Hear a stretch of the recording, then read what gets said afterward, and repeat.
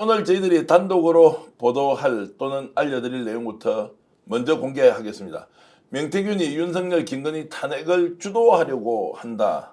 그리고 다시 전면에 나선 명태균은 땡땡땡을 겨냥하고 있다는 내용인데요. 자, 이 내용 오늘 박주민 더불어민주당 의원이 명태균과 창원교도소에서 30분 동안 접견을 했습니다. 그 내용 잠시 후에 말씀드리기로 하고요. 12월 3일 날 계엄 선포하는 날과 관련해서 뭔가 김건희가 뒤에서 배후 조정한 것 아니냐. 날짜가 희한하다. 어떻게 희한하냐?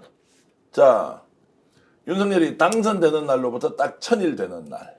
그리고 8,000명을 동원하려고 했다. 또는 8,000이라는 단어가 뭔가 이상하다. 주술적 요소가 많다고 설마 했는데 이 내용을 더불어민주당 노종면 의원이 일종의 문제 제기를 했습니다. 그 영상 보고 논의를 시작하겠습니다.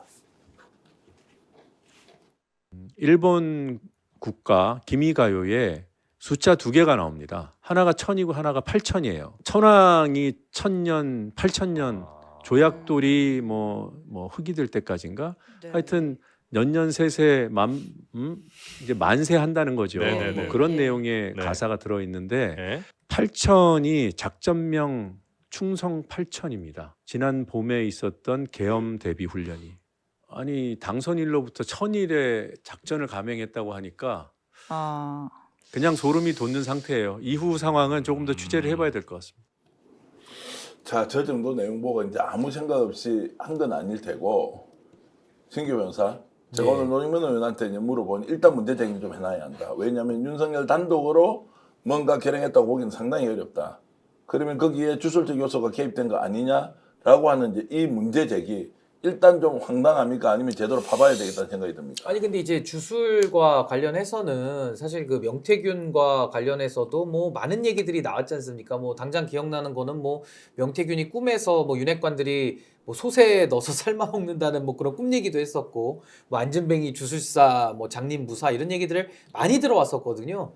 근데 뭐 김건희 씨 같은 경우는 뭐 구약을 다 외워가지고 무당한테 가르친다라는 얘기까지 할 정도로 그동안에 굉장히 이런 좀 종교는 아니지만 굉장히 그 주술적인 것들에 좀 많이 의지하는 이제 이런 모습들을 우리가 익히 보아와서 알고 있고요.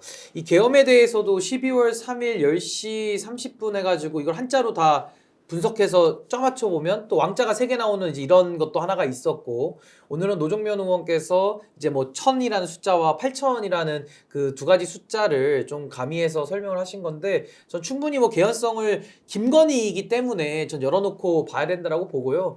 뭐 윤석열이 혼자서 자립적으로 행동할 수 있는 사람은 아니라는 거 우리가 다 알지 않습니까? 술에 의지하고 배우자에 의지하고 해왔기 때문에 저는 그런 부분을 충분히 열어놓고 저는 더 좀 면밀하게 살펴볼 필요가 있다 이렇게 그러니까 봅니다. 노정면 의원 말대로 일본 국가에는 이제 1000이라는 숫자랑 8000이라는 숫자가 나오는데 1000대부터 8000대까지 그야말로 일본 왕조를 잘 유지하고 그리고 그렇게 번성하도록 하겠다. 이런 거죠. 여기서 1000과 8000이 갖고 있는 함의가 이번 12.3과 어떤 연계가 있냐, 이거에 대한 고민들을 해보니까 이겁니다. 첫째는 윤석열 씨가 당선된 1000일째 되는 날이 12월 3일이고요. 네. 두 번째 8000이라는 의미는 뭐냐, 이게 요번에 그 소위 말하는 작전명이 충성 8000이라는 겁니다. 이거가 다 여기서 나왔다. 근데 이걸 누가 뒤에서 컨트롤했을까? 제가 보기에는 한번 우리가 좀 더 고민을 해보고 뭐 노정면 의원처럼 말처럼 알아봐야 되겠지만, 실제로 여기에는 천공이 알게 모르게 또 연계돼 있지 않는 느낌, 뭐 이런 느낌까지도 갑니다. 네네. 그 소위 말해서 이제 동양이든 서양이든 뭐 주술이든 또 칼 구스타프 융이나 이런 사람들이 이제 상징과 조작에서 대표적으로 이미지화, 숫자 이런 것들을 굉장히 강조하죠. 제가 본 걸로만 한번 말씀드려 볼게요. 제가 경험한 것들로만. 제가 요번에 윤석열 대통령, 김건희 두 사람이 폰을 바꿨다고 그랬죠. 원래 쓰던 윤석열 씨 그 개인 폰이 010-5로 시작해서 두 번째도 5로 시작합니다. 네. 그 다음에 대통령 후보 시절에도 집무실이 5층이었죠. 그리고 지금 집무실 용산의 5층에 누가 쓰는지 보면 딱 답이 나오고요.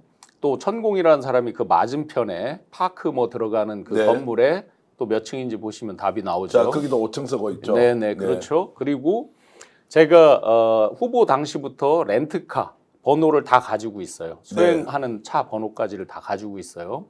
그 후보 당시에 쓰던 차 번호의 마지막 번호가 5입니다. 그러면 이 상징과 조작 여러 가지 그 이미지화 이런 거에 있어서 굉장히 이 사람들이 숫자에 집착한다는 걸 경험적으로 제가 본 모습들, 본 내용들로도 금방 알 수가 있죠. 그렇다고 보면 지금 노종면 의원님께서 의혹 제기지만 네. 이거에 대해서 아마 쉽게 답을 못할 거다. 최소한 국민의힘은 함부로 답 못할 거다. 네.